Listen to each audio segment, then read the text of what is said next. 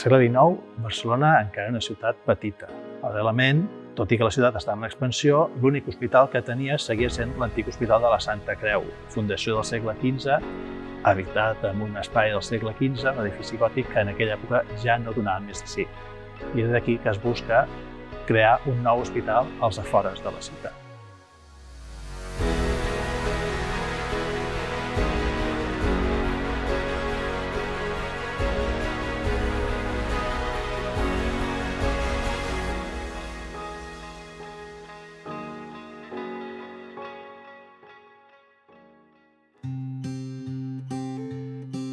L'higienisme sorgeix al llarg del segle XIX en el context de la Revolució Industrial i el que fa és posar molt d'èmfasi sobretot a l'entorn sobretot de la classe obrera, que era la més perjudicada per aquesta nova situació.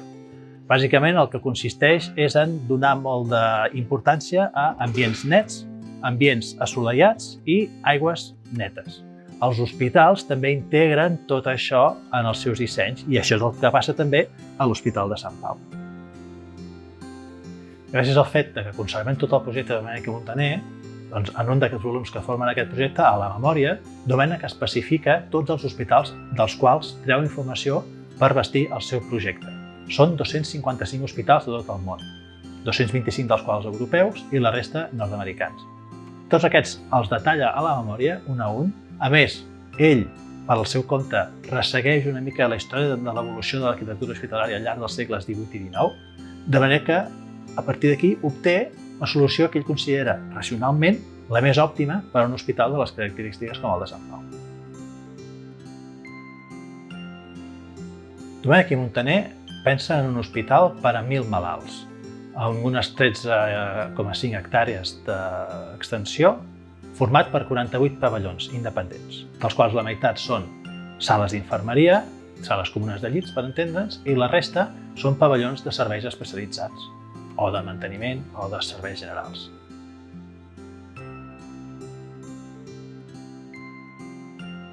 Domènech comunica tots aquests pavellons amb unes galeries subterrànies perquè així evita crear passos sobre superfície que limitin d'alguna manera la ventilació o la insolació. I així també afavoreix l'aïllament entre pavellons per evitar la propagació de malalties. Per altra banda, Domènech espatlla aquests pavellons el suficient entre si perquè la llum del sol no faci ombres de l'un sobre l'altre, de manera que tots rebin la mateixa insolació al llarg de l'any.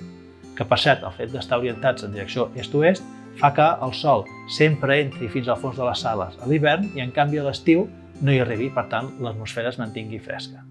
L'espai entre pavelló i pavelló, que Domènech separa perquè no hi hagi aquestes ombres, l'aprofita per plantar-hi un jardí amb plantes tant d'estiu com d'hivern, perquè faci goig tot l'any, tal com ell comenta a la memòria, de manera que això als malalts els produeixi un efecte terapèutic. L'Hospital de Sant Pau és un exemple típic d'hospital que ha estat molt pensat, molt treballat. Darrere hi ha un disseny molt intel·ligent, molt innovador per l'època, i a més això es combina amb la riquesa arquitectònica del modernisme català.